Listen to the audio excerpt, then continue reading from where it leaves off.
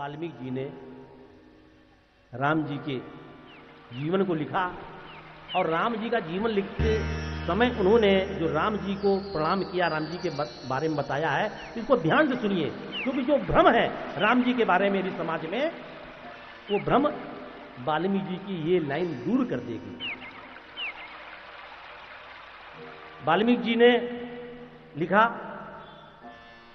ब्रह्मा विष्णु महेश आद्या यशयांसा लोक साधिका नमामि देवं चिद रूपम विशुद्धम परमं भजे। ब्रह्मा विष्णु महेश आद्या यशयांसा लोक साधिका, इस लोक का कल्याण करने वाले जो हैं, और ब्रह्मा जी विष्णु जी और महेश जी जिनके अंश हैं, वो राम जी, वो परम ब्रह्म को हम नमस्कार करते हैं, उनका हम लीला का गुणगान कर रहे हैं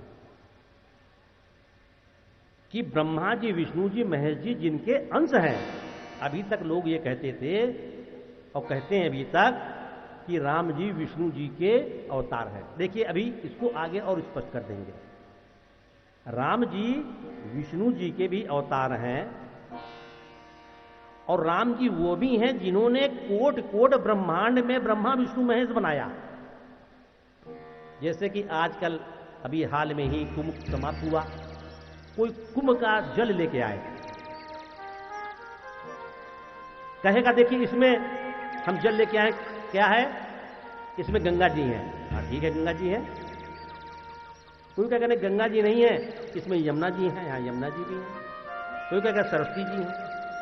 हाँ ये सरस्वती जी हैं। लेकिन सही बात तो ये कि उसमें तीनों हैं, गंगा जी भी हैं, यमुना जी भी, सरस्वती जी भी। इसलिए हमारे राम जी वो निर्गुण ब्रह्म जिन्होंने कोटि कोट ब्रह्मांड को बनाया, और उस ब्रह्मांड को बनाने के लिए ब्रह्मा जी विष्णु जी महेश जी बनाए,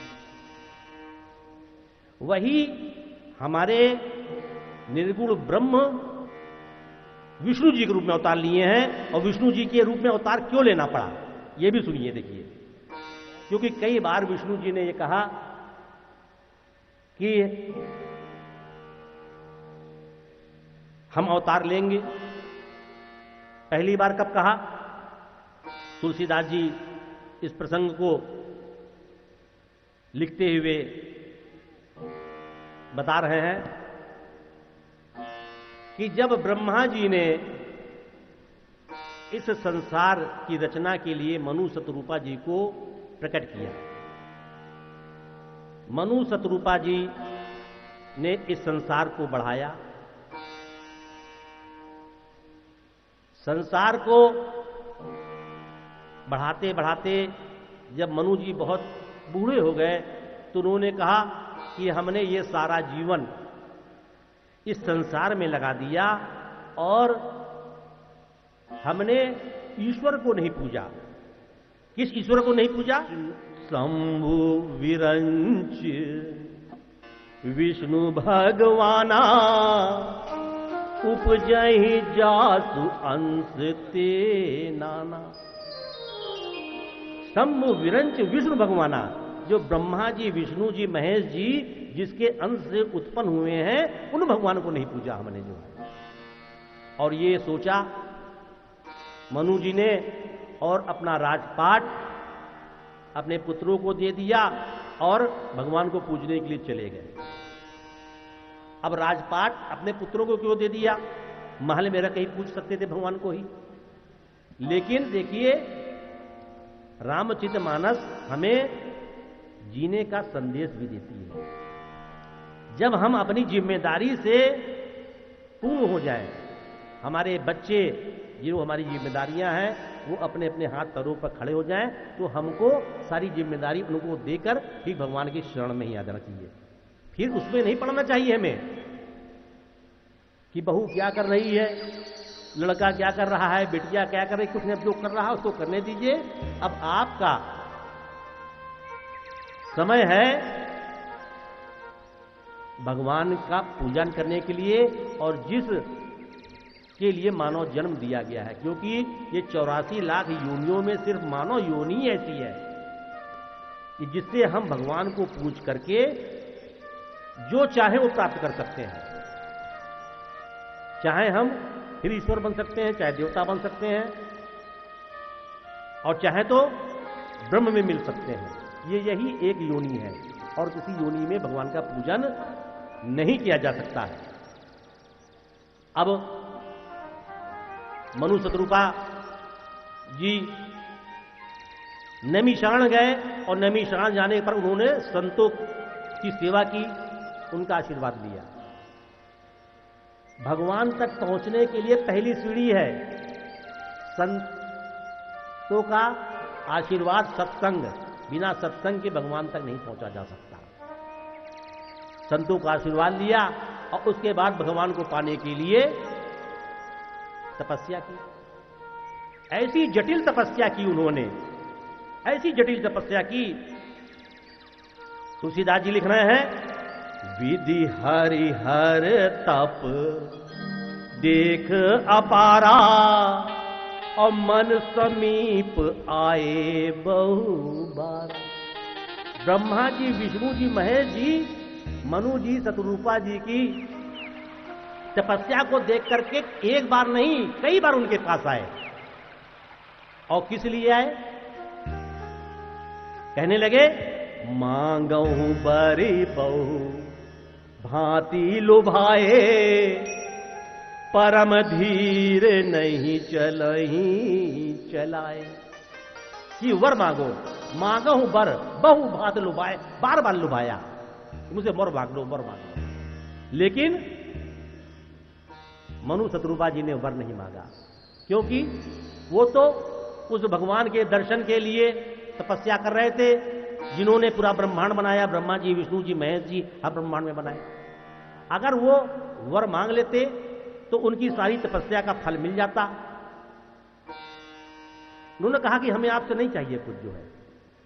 इसी तरह मैं भी जो राम कथा हनुमान जी को सुना रहा हूं, मुझे इस कथा के लिए कोई धन नहीं चाहिए। मैं जीवन में किसी से कोई धन नहीं लूंगा राम कथा के लिए, क्योंकि अगर मैंने राम कथा के लिए धन ले लिया तो फिर इस राम कथा का मुझे कुछ नहीं मिलना, फिर धन ही धन मिलना है।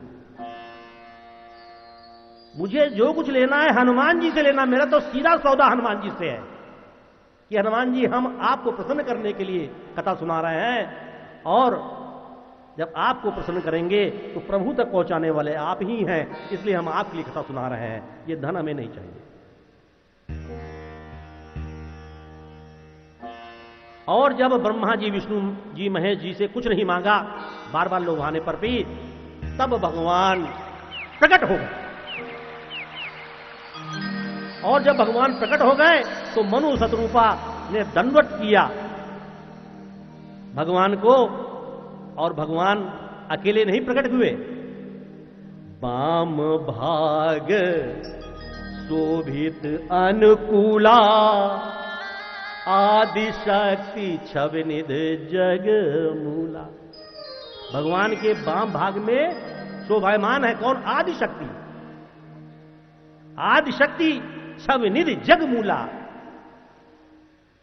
जो छवनिधि, जो सुंदरता की खान है, जग मूला, जिससे जग प्रकट होता है, जिसकी कृपा से, जिसके माध्यम से प्रभु इस जगत का निर्माण करते हैं, वो प्रकट हुई है। कौन है?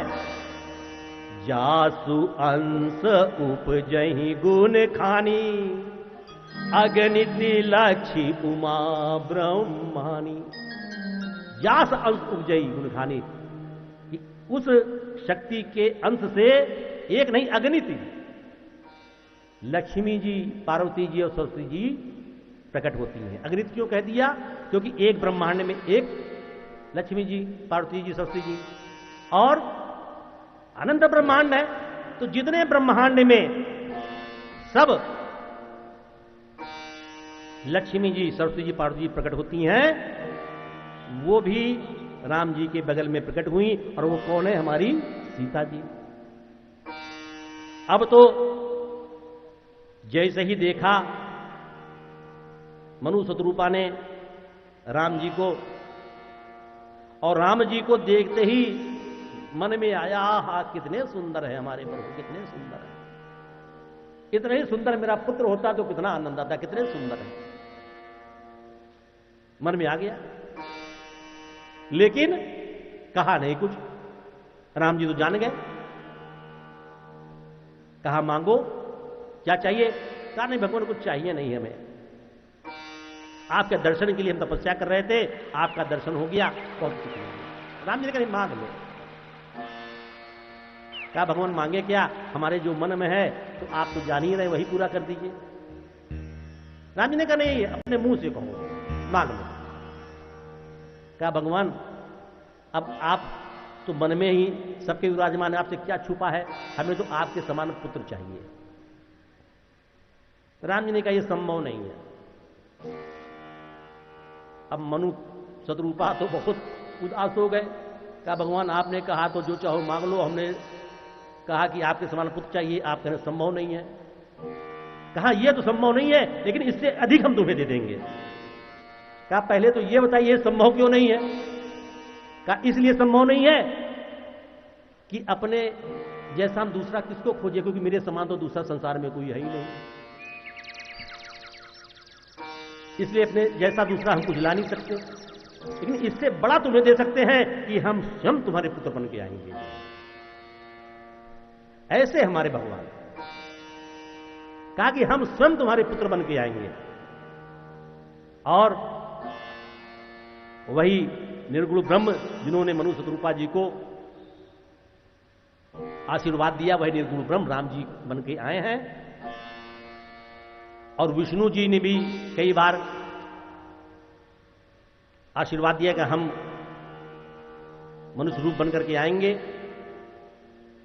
तो वही निर्गुण ब्रह्म विष्णु जी के रूप में आए हैं। तो निर्गुण ब्रह्म भी हैं राम जी हमारे, और विष्णु जी के अवतार भी हैं।